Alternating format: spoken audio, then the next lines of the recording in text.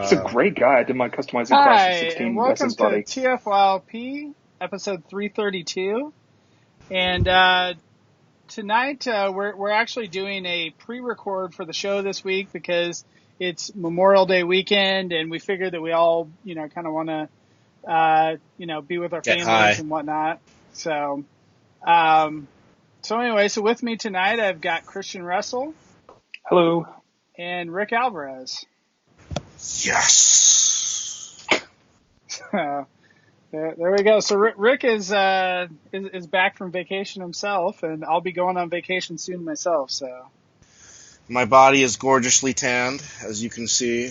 I am quite the vision to behold. And unfortunately, I came home with the Disney flu. Yuck. I will say, so I went to Universal, and I bought a bunch of Transformer stuff. And so here's how this works.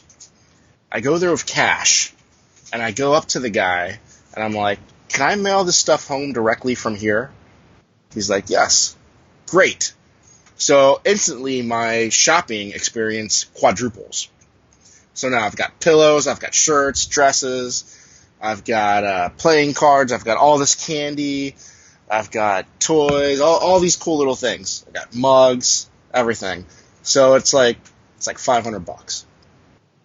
So I'm like, my man, now I need to keep this from my wife. So I'm going to pay you in cash for a good chunk of this, but I'm going to pay for like $150 on the card because that's the amount that she probably wouldn't question. All right. And then I'm going to have you mail it all back so that she doesn't see it, and I'm going to hide the receipt. So, I went dark on this. All right, I went stealth. So we're back at the house, and we're relaxing by the pool. And my wife comes out, and she's like, "Hey, what's this receipt for $500?"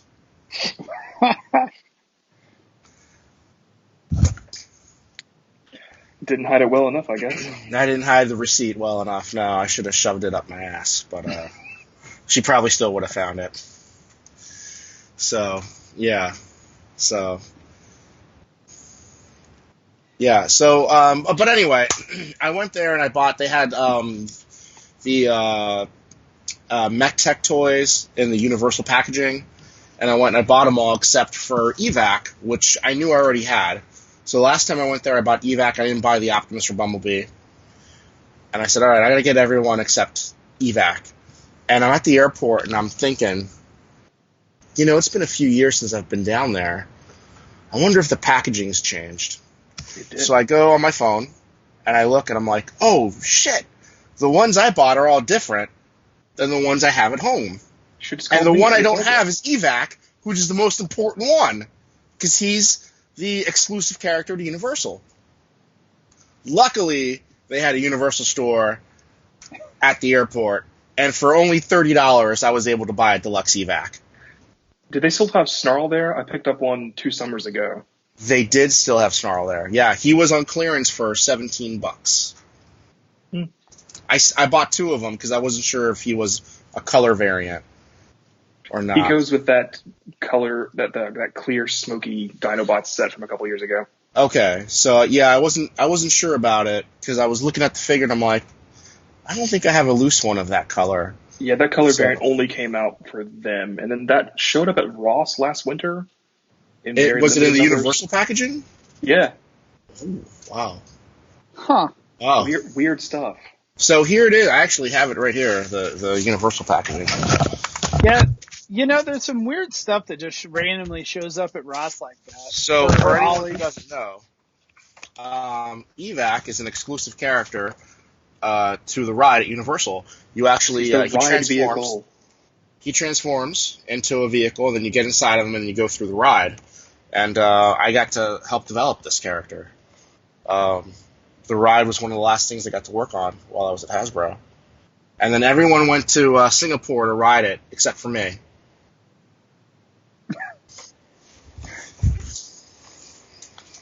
But it's here now. I'm sure you've so now it's in Florida, and I got to ride it. Is it at LA too, or is it? It is.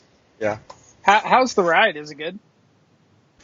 I'm not a guy who enjoys rides because I have motion sickness, but I loaded up on Dramamine, and I have to ride it just because.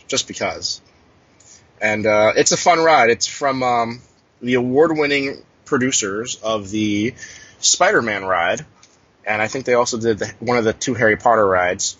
Yep. The Transformers ride is unique in that it's 3 different rides in one. There's animatronics, there's a 3D screen, which you're watching, but then it's also a roller coaster that's moving. And then at one point, as you go up in the ride, you're going up a building, you're actually on an elevator to the 2nd level.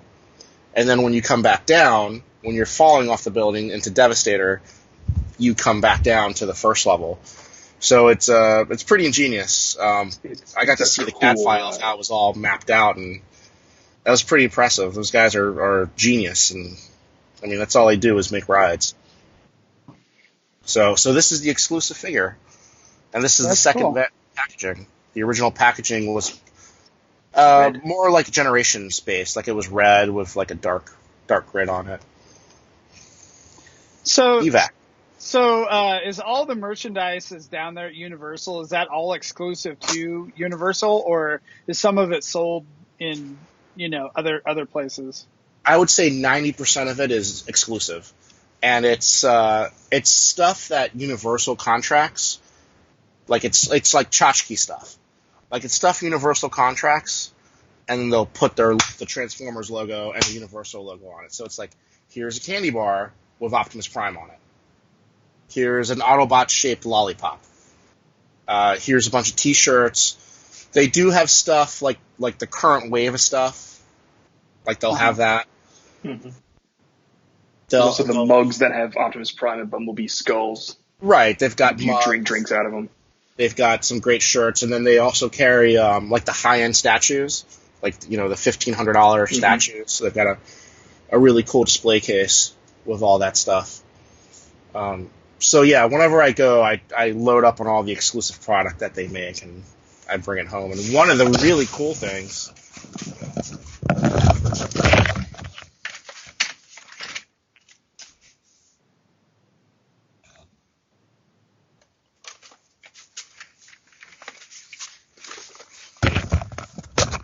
This is not as cool as the Avengers Infinity War saxophone that Walmart was selling. But this is an Optimus Prime Nerf blaster. It's not Nerf, it's like the Nerf knockoff. But I didn't realize till I got home that... What? That's crazy. It's awesome. Cool. It's loud as hell, and it rotates. Lights yeah, off. That's great. It's really cool. So, yeah. It's not produced by Hasbro. It's licensed by Hasbro. So, that's what I've been up to. I'm sure as a variant collector that it must have been heaven for you down there. Yeah, well, the stuff that really turns me on is all the non-toy stuff, because anyone can buy the toys. Right. But not everyone has, like, oh, here's the Rock'em Sock'em robots, here's a briefcase, here's a pair of sandals. Like, it's all that stuff that really gets me excited, because, everybody has the toys, I have the toys, but it's like 30, 40, 50 years from now, it's like, hey, check this out, this is a cool piece, it's a pair of Shockwave sandals. The hardest piece for me to track down from G1 that I was after for just a long time was a trash can. So I definitely understand the appeal. I'm still after the toothbrush set and the lamp. And it's been like 20 years. Yeah, it probably took me 8 years to find that trash can again. It took me over 10 years to find the roller skates. And then I bought them, and then the wheels just disintegrated. Ouch. Crumble, and it's just every time I pick them up, like more chunks fall off the wheels. But I got some cool stuff. I got Ultra Magnus snow boots, which I found a few years ago. I've seen those. Those are cool. I've got some Jazz sandals, flip-flops that I've never seen anywhere else.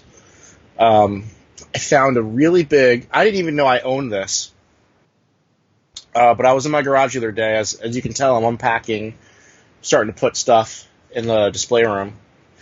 It's about it's 2 feet by 3 feet, so it's pretty large. It's a big Transformers G1 target, and you throw little balls with Velcro on it at the target. And I'm like, holy shit, I didn't even realize this existed, let alone that I owned it. And then I pick it up, and underneath it is it's in the box, and then underneath it is another one sealed. It's another target display with Hound on it. And I'm like, wow, I wish I'd known I had these when I wrote my last book. Time to write another one. Yeah, there you just go. goes to show you got to, your collection and your toys don't do you any good if you can't enjoy them. If they're packed away in storage or in your garage or your attic or wherever, they don't do you any good because you out of sight, out of mind. So. Right. Absolutely. So, yeah, it's nice that you are finally going to have the space to be able to kind of enjoy it all. Well, I've always said I'm very lucky. I have this house. It's a 2,200 square foot room with 11-foot tall ceilings, and I have run out of shelving space for all my boxed movie toys. So I'm up to movie 3, and I am completely out of space. So I'm going to have to figure out where another set of shelves are going to go. You should get those creepy shelves from Scooby-Doo where they rotate around. So you have two sides. I actually have a door that Home Depot sells it now. It's $300. It's a bookshelf that it's on hinges. So that's going to go up in the living room. So there's two ways to get into. There's 2 doors to the basement. There's 3 doors, but there's 2 doors from upstairs. The one in the living room is going to be the bookshelf, and that's going to open up.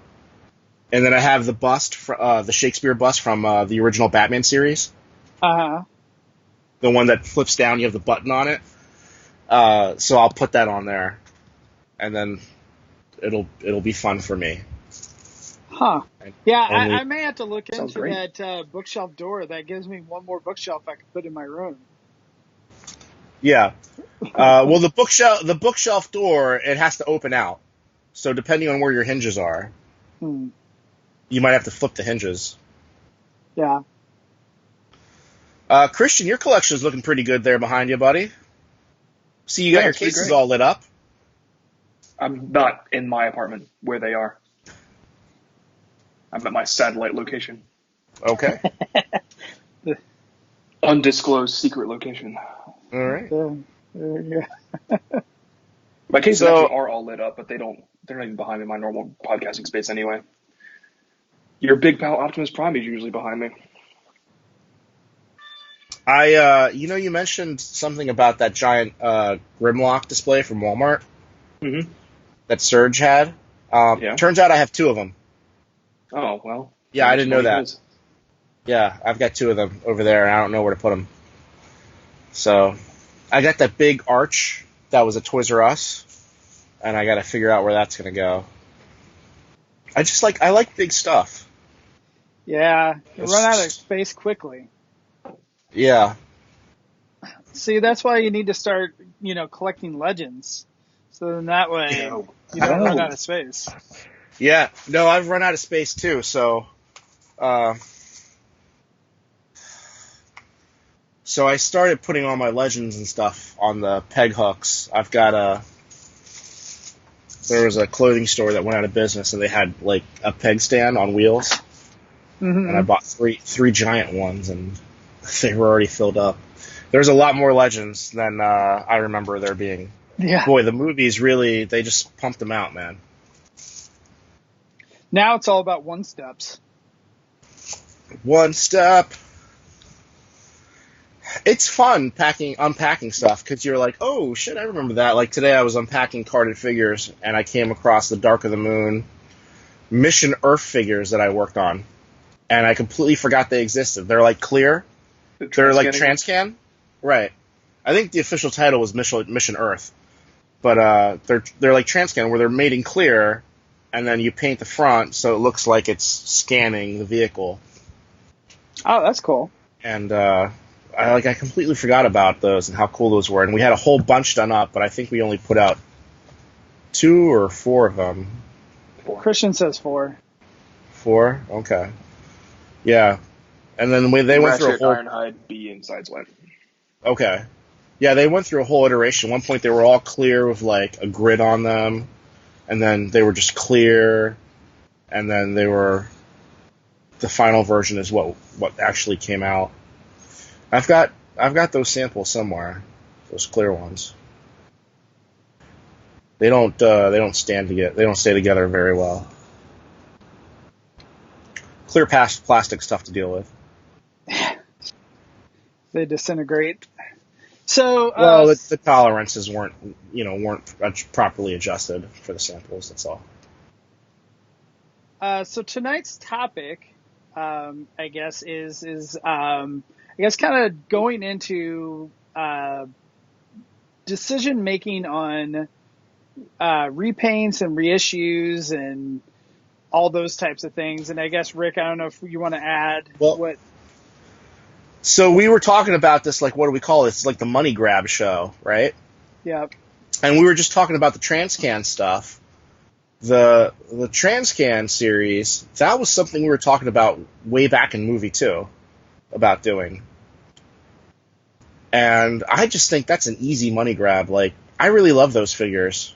I don't know if you guys collect movie toys, but I think we should, like, have Transcan figures in, like, every toy line for Transformers, where it's clear and then it's there's like a grid pattern and then the painted version at the front or the end, or it's kind of like that Mirage figure that's disappearing for TFCon, that Sphinx figure. So a money grab. What is a money grab? Well, a money grab is like an easy win. It's like, hey, let's put this out because we know we're going to sell a ton of them. Is that? Would you concur? Yeah, I think so. Okay. So it goes into the subject of repaints, and there's 2 reasons why you would do a repaint. One, if you're thinking about, like, go back to the era of the Unicron trilogy. Armada, Energon, Cybertron, even go back to Beast Wars. There were just repaints. Straight repaints. No additional tooling, no new weapons, no new heads. It was just a straight repaint, and it was a new character. So that is done because it's cost effective. You already have the tooling. It's cost effective. Now, I would have, looking back, preferred that those characters be the original characters, just in a new form. Just like a new color scheme. No, I hate that. But I think, I started collecting hard for movie times when, Bumblebee started getting tons of same character repaints. So I'm heavily against that. So look, here's my reasoning. Like, there's a ton of different Optimus Prime colors, right? There's black, there's G1 Prime, there's purple, right? Like, there's a white one. All those have a reason for being, right? And you can use all those from the same tool. So that's my thinking behind it. Like, if you have a character and you repaint it as a straight repaint without any additional tooling, is it better for the brand for that character to stay that character rather than renaming it a new character? I mean, the Seekers are the obvious, exception to that. And then you have the Silver Streak, Blue Streak, Smokescreen, Prowl, but even amongst those guys, there's still repaint. There's still little tiny remolds in there. So if it doesn't get tooling, does it need to be the same character? I think in today's world, probably, where tooling is very character specific, But you mentioned the Unicron trilogy where things were kind of less specific. Like the one that came to mind instantly was Crosswise and Cybertron into Smokescreen from Cybertron. Yes. Those colors were so vastly different that they can be different characters to me, and they didn't need new tooling. But I never thought that Cybertron Smokescreen was supposed to be G1 Smokescreen. So I guess it kind of depends. I think the thing that's interesting is if you have like a brand new character, I feel like people are more willing to accept it, as a repaint, with no new tooling, than if it's like, okay, so say if you do Ironhide or whatever, like Combiner Wars, where they repainted the heck out of characters, but people didn't like it because you're like, well, this doesn't look like Ironhide, or this doesn't look like, whatever character it might be, because it wasn't close enough, even though a lot of those characters originally were repaints of one another. But what if you took that Combiner Wars Ironhide and you put it out in black? Does that get you excited? I mean, does that get you excited? It's, hey, you got a Diaclone-inspired Ironhide repaint. I think still no, because it doesn't especially look like Ironhide. So that's not a money grab then situation where they say, hey, let's put it out in Diaclone colors, like the Swoop, the Combiner War Swoop. You got a red chest, you got a blue chest. Right. So they put out the blue chest first, which is the Diaclone-inspired, show-accurate color. And then the red chest came out later, which is the toy-accurate color from the G1 series. So is that a money grab? I mean, I think its exclusive nature makes that hard to say. I would say no, but I would see why you would say yes. So is instantly repainting a Seeker mold a money grab? Probably. But what if you repainted it? Like, okay, so there's the rumors of a character called Redwing coming out. Yep. So let's say that's the same Seeker mold as, say, Starscream or Thundercracker, but it's a new character now called Redwing. Is that a money grab? I think, the exclusive thing still applies here, but I think it's an easier sell than a Dinobot repaint. Why do you think it's easier than a Dinobot repaint? Because now you're getting into kids love dinosaurs. That's true. I'm thinking more of the collector market, and we all know that there's people who collect Seekers no matter what. Right. I'm one of them. So Seeker collectors like us, that's a money grab. Because they know they're gonna nail us each and every time. Yep. And no matter how many Seekers they make, they're always going to sell a certain amount of them. Right. So there's people who are Optimus collectors. No matter how many times they put out MP10, they got people that are going to pay out the ass for those Nike, Jordan... The Paul Fremels of the world. Yeah. Exactly. To me, I feel like the more the money grab is that when they took the like Octane and Blitzwing molds and repainted those into Optimus and Megatron, because they knew that Optimus and Megatron would sell. So, I mean, I know there's a little remolding with that, but that is directly inspired from something that existed. That is directly inspired by Generation 2. Megatron. So I think that's smart on their part. I think that's just smart planning. The easiest money grab that I see right now is not a Hasbro money grab. It's from Fans Toys. Their Phoenix, their Masterpiece Jetfire, has been selling at ridiculous prices for a couple of years now. I sold mine about 3 months ago for $370. Lucas, is that right? Some crazy number. Something like that. And so they're reissuing it now because they've seen that they can capitalize on that market.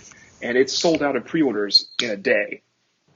So I think that's an easy money grab for them, just to press the mold again and make a whole bunch more money. Okay. But the thing I thought was interesting from a money grab standpoint on them is they actually, when they reran the Phoenix mold, right, they did it with the metallic colors initially, and they held back.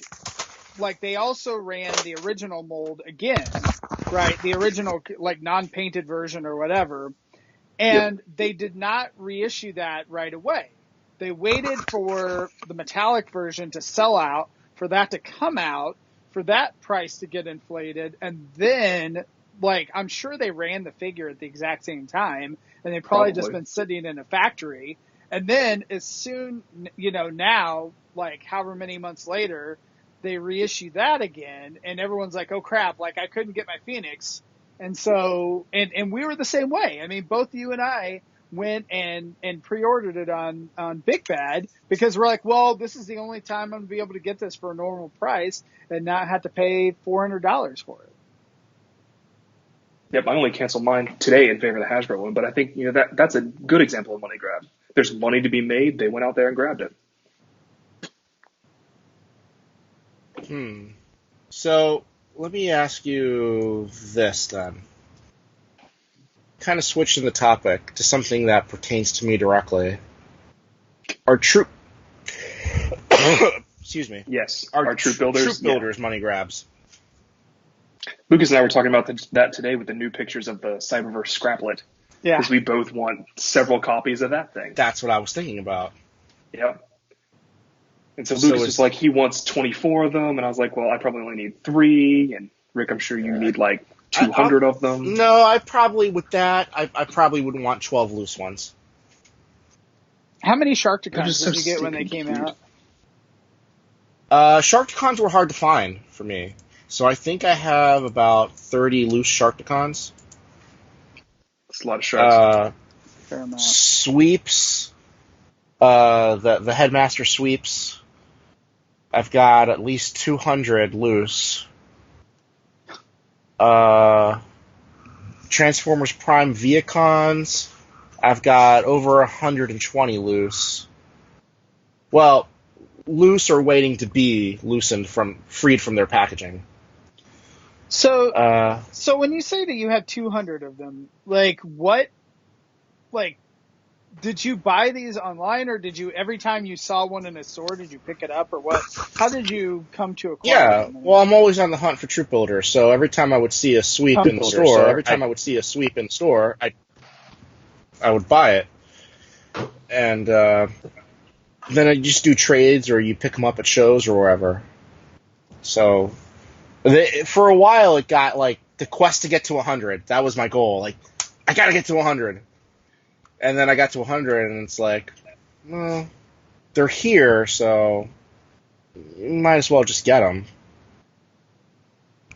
Yeah, I feel like you probably single-handedly probably helped them out there, because I know that those sweeps were kind of, it was the same way with me, where they were sitting on the shelf for whatever reason, that mold really kind of shelf-warmed. So that's the thing. We didn't answer this correctly, or we didn't answer this to the best of our abilities. Is a troop builder a money grab? I think as long as it's made in sufficient quantities, yes. But there's a lot of people, I would say most people only buy one. I think Reflector coming up is a money grab in that sense, because you have to get 3 to make the alt mode. Yep. That's an excellent observation. I didn't even think about that one. Yep. So that's a planned money grab, and there's 3 per case. Right. Yep. So yeah, there's probably a lot of people that are picking up a whole case just to make sure that they got those 3. So then there's guys like me who I need to have 1 in the package, and then obviously the 3 loose ones. So that means I need 4. Well, and then you really need one because it technically has an alt mode on its own. Right. So you need one, and then you need one in bot mode, or you need 3 in bot mode. So I mean, there's I'm very specific. I do everything in bot mode. But here going back to like the troop building thing real quick. The reason I got so many sweeps was because at one point I had this idea where, what if I just glue them all together, take them apart, and reconstitute them into Decepticon, which is a character from the comic books, which is made up of millions and millions of sweeps. And I was going to put my Headmaster Galvatron facing them, right? Oh no, that's right. That Masterpiece ATV bomber Megatron. I forget the company's name. Oh, Generation Toy. Thank you. So that one, I was going to have him, and then just make a sculpture out of sweeps, and have him blasting his way through that. So that was my idea, and I thought, well, do I really want to destroy that many figures and to make that, and is it going to look the way it's going to look? How many people are going to get that besides me? And so I still might do that. I might not. I don't know. But that's the reason why I have so many troop builders for sweeps. I'm a troop builder guy. You look at my G.I. Joe collection, it's just buckets and buckets and buckets and buckets of troopers. It also didn't hurt that while I worked at Hasbro, figures were $3 at the employee store. So I would just take my arm and just... So you just had your paycheck direct deposited to the Hasbro store? Basically. And the girls knew me so well that they would just hold stuff for me. They would just, like, hold stuff. So they'd be like, hey, we got a bunch of the G.I. Joe pits from the movie. We're going to put them out for $12. I'm like, yeah, I'll take 3. I don't need 3, but I'll take 3. Okay. So yeah, the scraplets, you need to get, a few hundred of those and make them into one giant scraplet. I am so happy that figure exists. That character came out in Transformers Prime, which was my pride and joy. And now it's an actual reality. I have the scraplets that I think someone 3D printed scraplets and sold them at TFCon a few years ago. I have a set of those. But so I haven't seen RID. Do the scraplets show up in that series? I'm not sure. I have not actually watched the entire show. So I started watching it with my kids, and then they kind of got bored of it, and so Or is it Cyberverse? The new show, Cyberverse. The new in Cyberverse. Yeah. Do they show up in that show? I don't know. If anyone knows, please message me directly. And then, not that I'll remember what you're talking about, but please contact me directly. Let me know. I would just like to know. Well, I don't know. It's really cool that somebody went back and thought, hey, let's make a scraplet. That to me is very cool that somebody remembered that and wanted to do that. Well, I think it's interesting. Cyberverse in general, the show's not bad, but it seemed like, I was not a fan of the first round of toys, but this new round that's coming out this year actually looks really interesting. Like, there's a lot of just kind of unique concepts. I would say it's unique that it's like, all right, we're talking about money grab. Optimus comes with the Ark.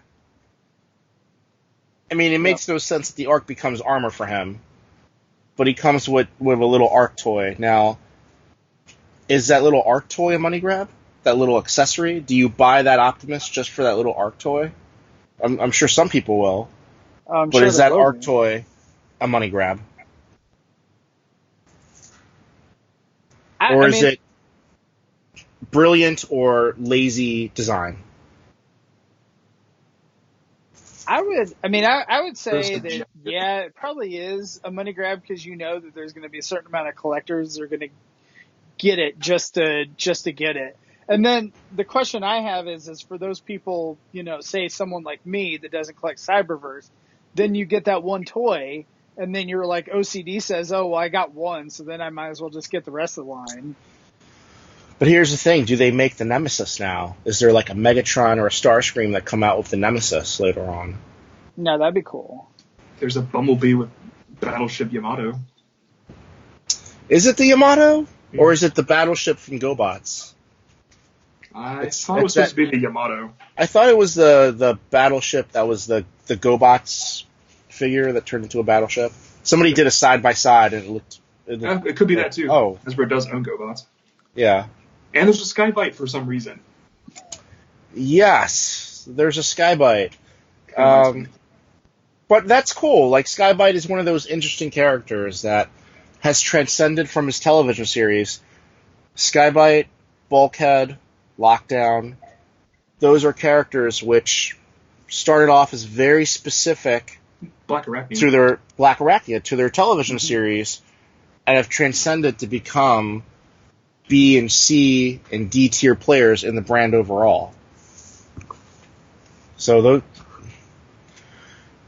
me ask you this. Hasbro puts out a 20th anniversary Beast Wars figure. Is that a money grab? Oh, Let's say they missed it, so no. No.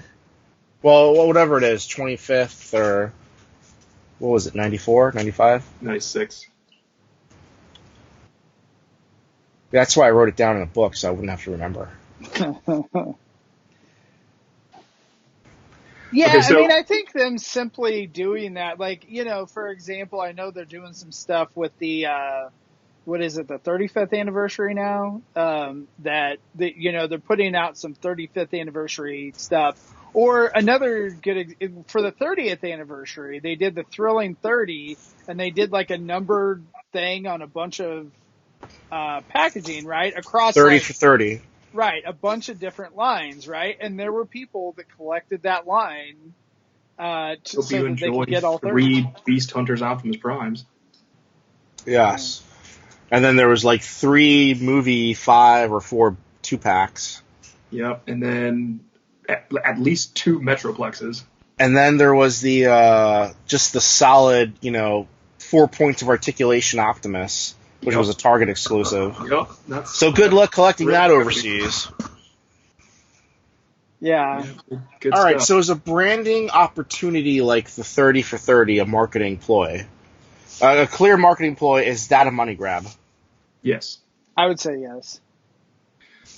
The one I'm thinking of now, though, is moving into a different market with something that's Transformers branded a money grab. You see that there's money to be earned. You go out and put a Transformers thing in it and grab it. For example, my absolute undying love line, BotBots.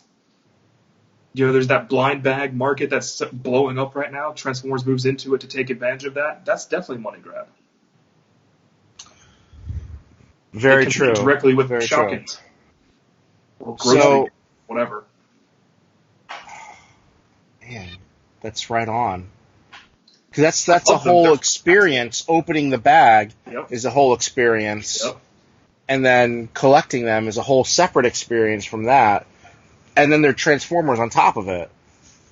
Yep. So they moved in on that market, and I would say improved it because they have 2 modes, but I think that's more subjective since I come from the Transformer side of it rather than the Shotgun side of it. Right. The one thing I think is interesting about that is because they have some other blind bags that they've released, right? Like this isn't the first time they've done that with Transformers, but I would argue their other attempts that they've had have not been as good. Those Goldie figures that you and I talked about recently, not good. But so I think it started with Creo. Started out in Armada for us. Yeah. They weren't blind packed. They were blind packed over in Japan, but not here. Right. But so I'm just thinking, like, what was it? The tiny turbo changers. Tiny turbo changers. I think Rick, you were mentioning the Creo micro changers. The Creo figures.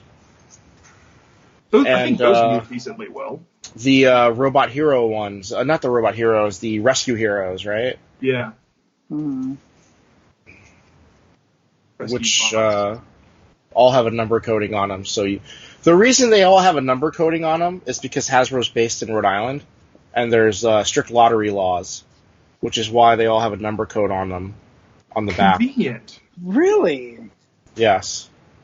That's why they're not true blind bags. That's interesting. I didn't know that. That's good to know. It's helpful for us for sure. Yeah. Right. It's great for collectors. Especially the BotBots packaging where you can't grope the bag and figure out which one it is because it's a hard shell. Right. Huh. Yeah. So if they moved out of Rhode Island, then it may not necessarily be subject to that anymore. Possibly. I don't know what the other surrounding states are like, but that's interesting. Thanks for that, Rick. Well, if you sneeze hard enough, you fall out of the Hasbro parking lot into Massachusetts. So,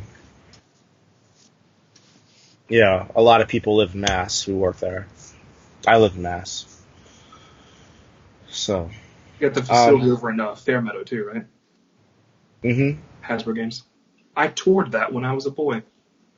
Oh, no, that one closed. They sold that. Oh. East Long Meadows, yeah. Yeah. Yeah, they were making they made all the board games there. They were that was movie one puzzles at the time I was touring. Yeah, that was the last stuff that was made in America. Yeah, that's not there anymore. I didn't know that. It's something else now. They sold it off to another company. I'm sad. So, a money grab. Is the idea of a masterpiece figure in general a money grab? Oh, yes, because they're going to go after the adult market, and the adult market has money. Well, then, conversely, is a statue a money grab? I think less so, because those typically price people out. Right, they price me out. Statues, most of those are licensed by Hasbro, but they're not producing it themselves, right? So, I would say that it's kind of a money grab for Hasbro because they're just coming up and saying, here, give us this much money for you guys to make a statue, right? Yeah, but look at it from the company point of view. We were just talking about, like, adults have money to spend on that. Like, a little kid is not going to spend $400 to $2,500 on a statue. Right, that's an adult collector. So, I guess price doesn't dictate if it's a money grab, is our conclusion from this. That's true. You could sell vastly fewer statues at the higher price and still make the same amount of money. So, right. So, even a blind bag, they sell for $3-4. That's a money grab.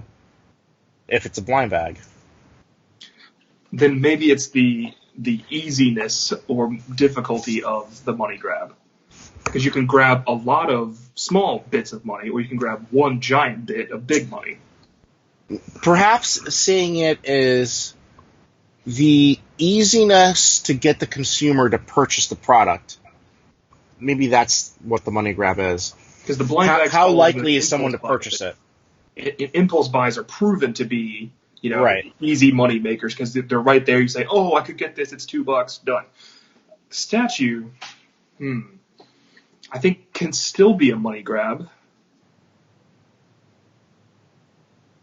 I think it's hard, though. We talked earlier with the Seeker repaints and Optimus repaints that they're banking on a certain number of units selling every time.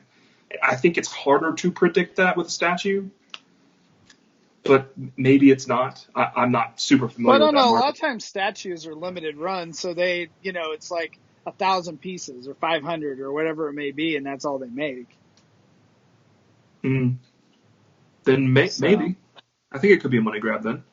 But yeah, I would say going back to Masterpiece, though, I think that that's absolutely a money grab because you see that they only make the main characters, or they make characters that are easily repaintable. So basically, all of third party is a money grab. I think third party exists because there's money to grab. It tries to fill a gap that the official companies aren't holding. So yeah, it's all money grab. It's all a money grab. Right.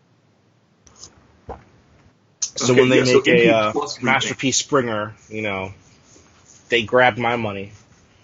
Oh my God, that'll be like the 8th Springer or something after third party.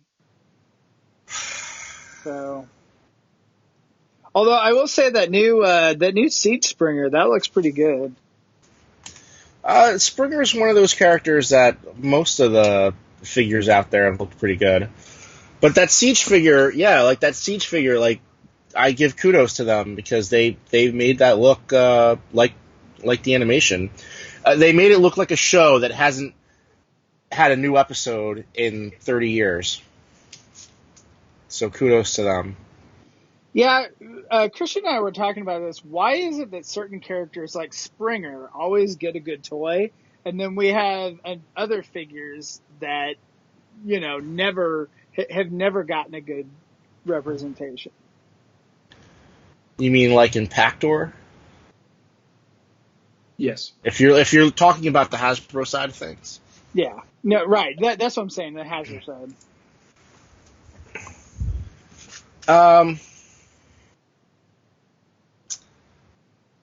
I think it all depends on who the design director is and what their idea is. Is it a fuck it, let's just make toys? Or is it the history of the brand is important and it should guide us along our way in our quest to make toys? They're two different theories. Both exist at Hasbro. It just depends on who's in charge at any given time. Maybe that's what's up with Siege right now, because it really seems like they are going backwards and looking at the history of the brand and revamping old designs and pushing forward, but while never taking an eye off the past. So I was talking to my buddy Aaron the other day, and we were talking about the Siege Cybertron Optimus Prime. And we're like, hey, check this out. There's a Cybertron Optimus Prime coming out again, a brand new one. And his theory was, well, it's an homage, but a good toy is still a good toy. So a good design is still a good design. So, when did the original Cybertron figure come out? 2006? 2005? There you go.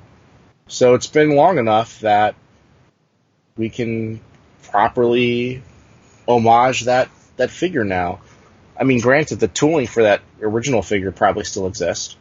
So I was just do an encore. See it in the Platinum line or Encore line, but we never did. No, I saw a research about that figure today, actually, and we're thinking that if it did release now, that's probably a $120 toy with how many parts it has. And they wouldn't just put it out by itself. It'd come with that Leo Kaiser, right? Was that the one that combined with it? Leo Breaker. Or Wing Saber, or both. Wing Saber. That'd be a good encore set, have all three of them. So whatever happened to the Year of figures? There was the Year of the Snake, Year of the Horse, Year of the Ghost, and then there hasn't been a new figure this year, has there? No, I think the Rooster hybrid style Optimus was the last one. Right. The idea behind that was Toys R Us. We were going to do 12. We're going to do 12 of them. All 12 Zodiac symbols.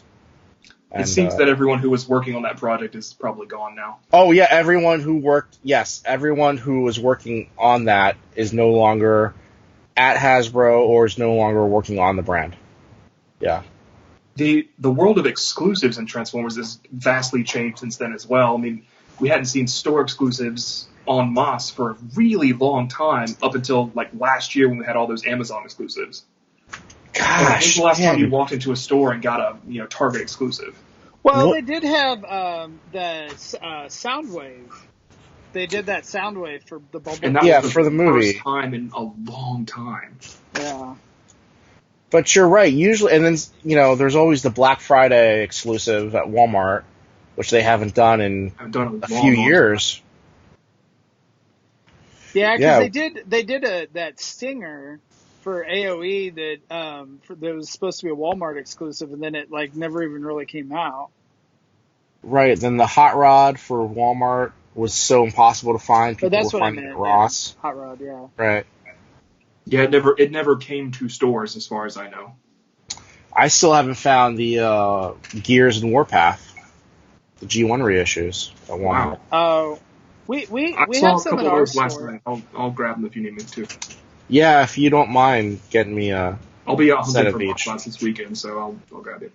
And if you have any Series 2 or 1 bots left that you want to sell me, you hit me up. I've got plenty of Series 2. Let's talk after this. Yeah, shoot me a list. So, all right. So let me ask you this: go into bot shots, because I was thinking about bot shots. We were talking about bot shots and how that's a money grab, or bots, and go into bot shots. So something that I was thinking about this weekend, because I happened to be unpacking my bot shots this weekend, yesterday and today, and remembering, wow, these were a lot of fun. I wish we had made more of these. There was a whole bunch of bot shots planned that never came out, but we actually wanted to do play sets. We wanted to do like bot shot launchers where we wanted to do Metroplex and Trypticon.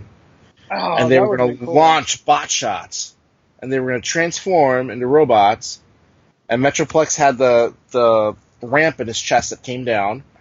And Trypticon folded open. And they were going to launch bot shots. And that bot shots just never really seemed to take off. The second and third waves were a lot cooler because they had like actions, like they spun around, or they had like flip actions that they could do. But I don't know, bot shots never really hit the way that bots have. What do you think is the difference, Christian? And I ask you because you're a bots-aholic.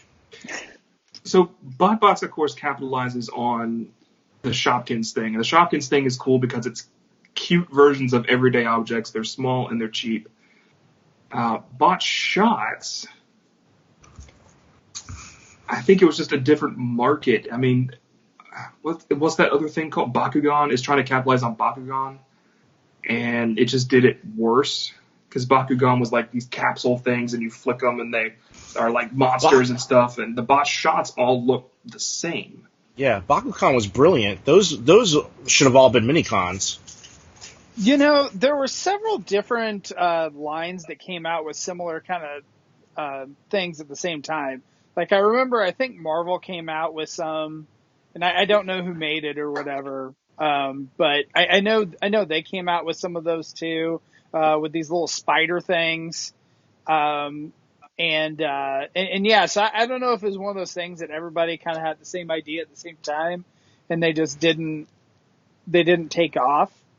You know, I don't know. I know another idea too, where they had those figures where you could like pull them apart and like put different parts together that Hasbro made of the Transformers. Hero Mashers, yes. Yeah. And that was another thing where it just, you know, I don't know if you call that a money grab or not. You know, that never really took off either. Yeah, and they made a whole series of Hero Mashers, which just ended up at Ross, and I never picked them up, and I wish I had for RID. That they went straight to like clearance outlets. I saw them at Five Below, so yeah. Five Below, yeah. I wish I'd gotten them. Although I never saw the RID ones. Those didn't make it to the ones near me, at least. Yeah, I saw there was Sideswipe, Bumblebee, and Optimus. They were the only ones that I saw. I think those other ones only came out internationally. Maybe. A lot of Creos came out in Canada that never came out in the U.S. The Battle Changers, Chargers. Yeah, a lot of blind packs came out, like the Cowboy Optimus and the Samurai Bumblebee. A lot of those came out. And, you know, talking about Creo and stuff I didn't know I had. I'm opening a box the other day, and I'm going through the box, and I'm looking at it, and like, I have this giant Creo. There was a giant Creo figure made in Japan, I guess. Oh, I remember that thing. The big Optimus? It's a big Optimus. It's like this big. It's a big Optimus. It's a big Creo Optimus. Wow. I think Creo's probably a money grab too. It's meant to capitalize on that Lego blind bag market too. Mm-hmm. Exactly. Well, Hasbro has a hate relationship with Lego. Lego is down the street from them in Connecticut. And Hasbro always hires people away from Lego. Lego always hires people away from Hasbro. But Hasbro made a real big push to enter into the brick market. And, you know, if we had just put out the sets that we had wanted to put out originally, Richard Woodhouse, brilliant designer, he designed a ton of sets for Star Trek, G.I. Joe, and Transformers, which never saw the light of day. They would have been like $60 to $100 sets, but they were just brilliant. And if those sets had come out, I think there'd still be Creo today. There still is Creo today, but it's only at the dollar store. Yep, I see my Family Dollar every time I go. And I think CVS still has, like, blind packs. Probably. I think they reran a couple series of the blind packs again in the last year or so. They did, and then they reran the G.I. Joe Creos, but they took the G.I. Joe brand off of them. Oh, weird. Huh. So they ran, like, a bunch of the G.I. Joe vehicles, but they took the Cobra and G.I. Joe stickers away, and they just called it Creo. It wasn't like Creo G.I. Joe. It's just Creo. Is G.I. Joe that toxic these days? See, the problem with G.I. Joe is that it's a baby war brand, right? It can't compete with, like, Halo, Call of Duty, Black Ops, all these real-world situations where there's gruesome death and real-world guns. You know, G.I. Joe exists. It's a playful version of military, which is why it doesn't do well internationally. Right? We don't sell it in Germany. So I think G.I. Joe Renegades was probably the last great hurrah for G.I. Joe Entertainment, and that show got canceled before the first episode ever aired. And boy, I can tell you they regretted that decision. Yeah, anyway, it did fairly well. It was a great show. We had a ton of toys planned, but they just felt the director who came on just felt that it didn't activate anything. It's like, it's not G.I. Joe the way I remember it. Well, the way you remember G.I. Joe, the way I remember G.I. Joe, it can't compete with Halo and Call of Duty, man. We gotta reinvent G.I. Joe to be more kid-friendly superhero type thing.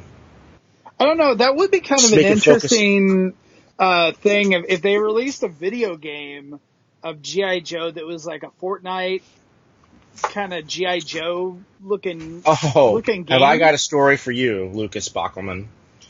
So, War for Cybertron. That was not the game that Activision wanted to make. So good, though. War for Cybertron was the game that they ended up making because Hasbro would not allow them to make G.I. Joe. They came and they wanted to make a G.I. Joe cartoon show. Like a game based off the show. It's set in the world of that show. Uh-huh. And Hasbro said, no, you gotta do Transformers. And so we got War for Cybertron, which I love. It was a hell of a game. And beautiful designs. Absolutely beautiful designs. But, interesting. You know, imagine if we had gotten a G.I. Joe game at that time, set in that cartoon world. What could that have activated for Hasbro? Could G.I. Joe still be on the shelves in some capacity today? And not just as a Toys R Us exclusive. Is G.I. Joe... I thought they were making a movie, aren't they? Or are they not? Well, they're making a reboot, which is just, I think, just based off Snake Eyes. Oh, okay. Which is what we wanted after the first movie. It's probably the best way to go. Ninjas are still okay. Yeah, we wanted to make a movie, and Aaron scripted the whole thing out, where it's the Commando version of Snake Eyes. He's got the goggles and the Uzi and knives and stuff, and at the end he graduates and becomes the ninja, and then Dennis Quaid shows up as Hawk, and he presents Snake Eyes with the visor. He's like, use this new piece of technology. So he gives him the visor, and he says, you know, as the ancient Arashikage say, knowing is half the battle. So we, like, retconned that whole thing, knowing is half the battle, to being an ancient Arashikage saying. Nice. You know what the other half is? It's violence. Violence, yes. Knowing is half the battle. The other part, drones. Well, okay, so let's take it back to the topic here. Is that movie, or really any of the toy movies that we've had, Transformers, are those money grabs? Cashing out on everyone's nostalgia for it. Yes, but there's so much entertainment involved in it. So let me flip the question on you, though. if Hasbro produces a G.I. Joe Transformers crossover toy line, is that a money grab? Probably. Yes, yes, but they should do it. I think it would be a great idea. Well, I think really anything they do is a money grab, just to the extent of which. I mean, we've shown them for 35 years that there's money out there to get if they give us toys, and they're gonna give us toys until we don't get money. But I think we're kind of homing in on what a money grab is. That a money grab is how enticed is someone to make an instant purchase? To look at something and say, I gotta buy that. I gotta pre-order that. I gotta pick it up off the shelf. I need it. I forgot what I talked to Lucas about yesterday in prep for this show. The Ghostbusters crossovers for San Diego, money grab city. I'm gonna grab them. They're gonna get my money. But yeah, it doesn't make sense. But they're gonna get my money. It shouldn't exist in that capacity. Nope. But they're gonna get my money. I'm going to buy all 4 issues of the book. I'm going to buy both the exclusives. It's going to be great. Well, and the thing I think is interesting about that Ghostbusters figure, that because they're doing an MP, to take it back to that MP10, they're releasing another, MP10 version, and I think they're actually pricing it to where I think more people are enticed to pick it up because I think it's supposed to be $150, right? That's what I've heard. What we've heard, the rumored price. And so I think how many more MP10s do we need? Until the mold dies, and they'll remake it and keep don't know. They have MP10. They had to have remade the mold, right? They had to have remade that mold by now. Yeah. There's no way. They've made so many of those things that it has to be a new mold at this point. Yeah, it has to be a new mold. I remember when I was there, we remade Generation Starscream, the deluxe one. Remember that one? Yeah. We remade that one. Because we were just pumping those out. The Generation Deluxe Bumblebee, the little small kind of Volkswagen car with the hover pack. Made another one of those. Did we remake that one? That's weird. Because that was another one. Many times. Well, think about it. Bumblebee is, if we make 10,000 sound waves, we make 30,000 Bumblebees. Okay, that makes sense. So that's how what was the first secret to release with the new mold? The new old mold. When did it change? Acid Storm, Starscream, or after that? I honestly can't tell you. Dang. You know what? I think it might have been Thundercracker. When it came out in Generations? Yeah, I think it was Thundercracker. So 2010-ish then. Yeah. Cool. It's about halfway through the life.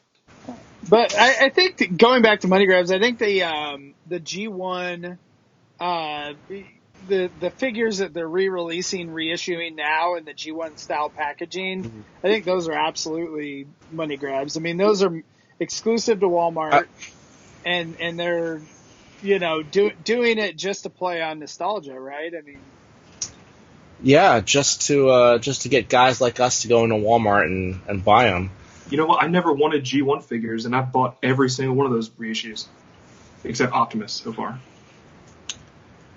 You know why I like that Optimus? I mean, it doesn't make sense that it's $50. But you know what I like Optimus? Because finally, for the first time, he's in the same size packaging as a G1 car. I do like that. And if he ever goes on sale like Hot Rod did, I'll definitely get him. But $50 for that is not worth it. No.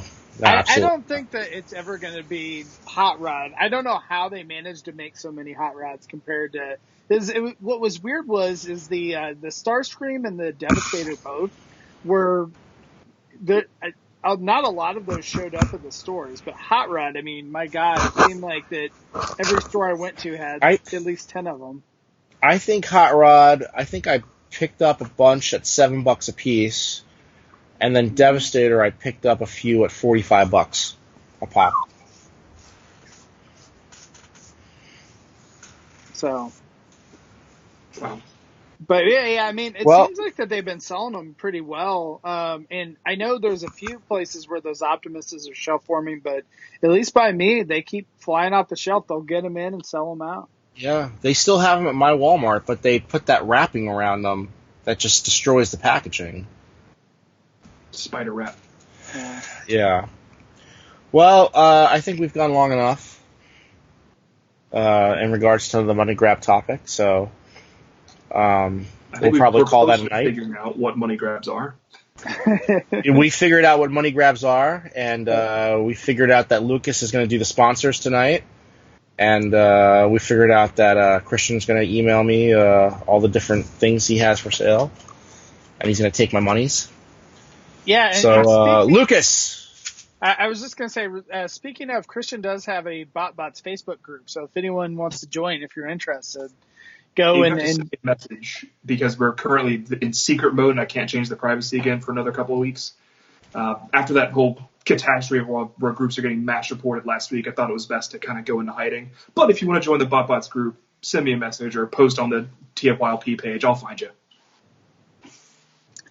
Yeah, and then our sponsor for TFYLP is Captured Prey. Great toys, great service, great prices. So go out, check out Captured Prey. They have their Stasis Pod feature, so you can... Fucking money grab! Fucking money grab! Somebody... God damn it! Can't see it. Somebody made the He-Man sword into... an outlet. The sword of power into a power strip. Yes, thank you. They made He-Man's sword into a power strip. There you go. That's a fucking money grab. You fucking bastards. You fucking got me. How many are you going to get? 12. I just need the one. So you don't need one for every outlet? God damn it. God damn it.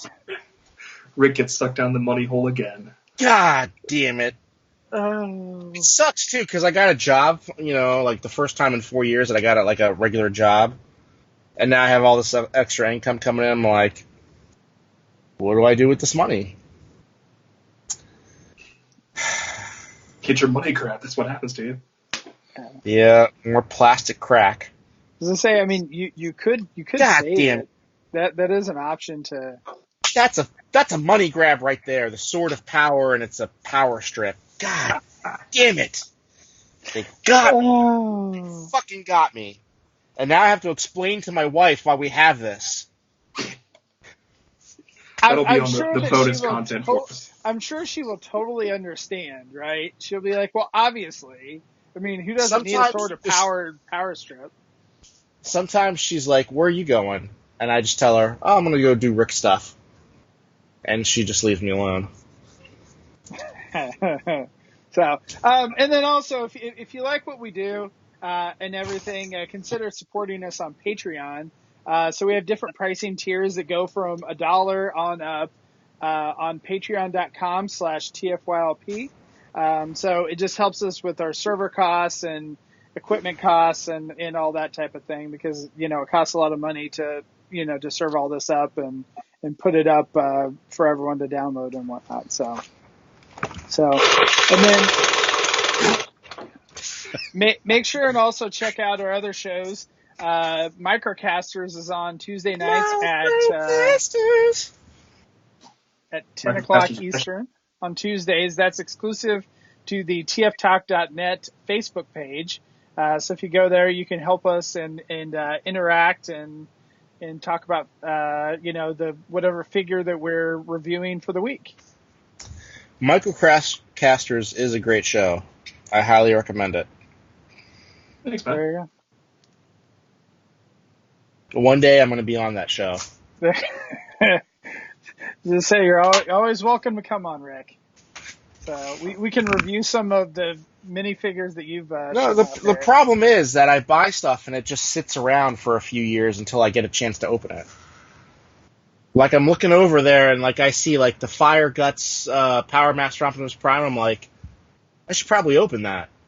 But now it's like, should I open it?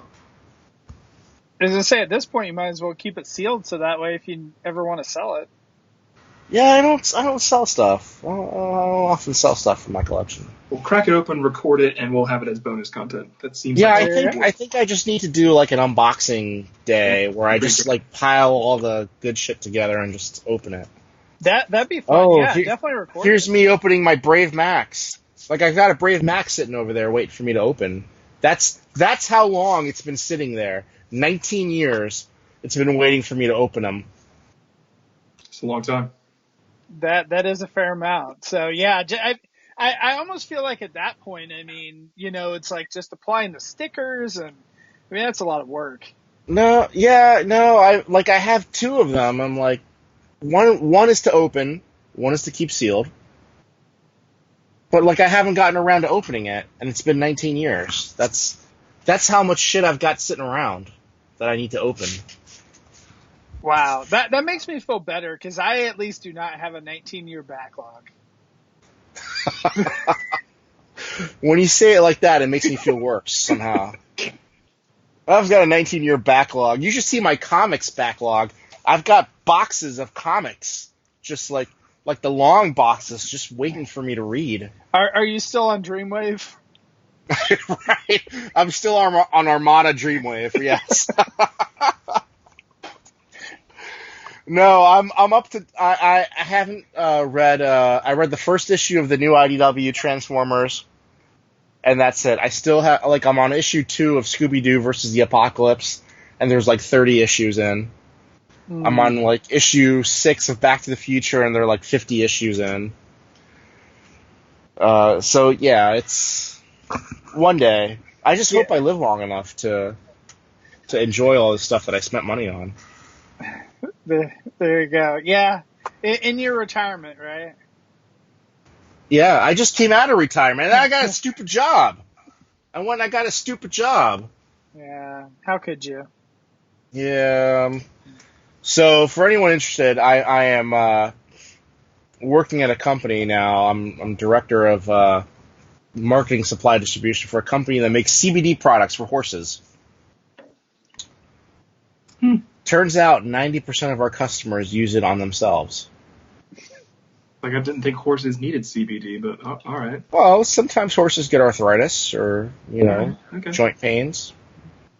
Rub a little lotion on them. Well, there you go. Yeah.